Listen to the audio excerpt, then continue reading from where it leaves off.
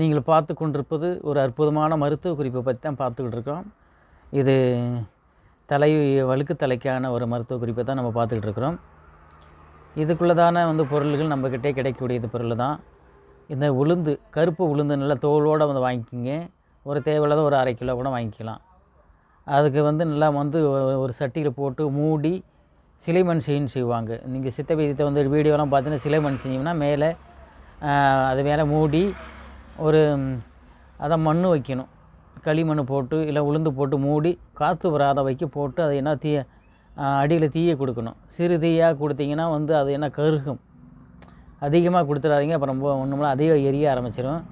சிறு தீயாக கொடுத்து கருக்கி அதை பொடியாக்கி வச்சுக்கணும். அதன் பிறகு அது மேலே எருக்கம்பால், கடுகு எண்ணெய், இவைகள் அனைத்தும் நல்லா சேர்த்து வச்சுக்கிங்க.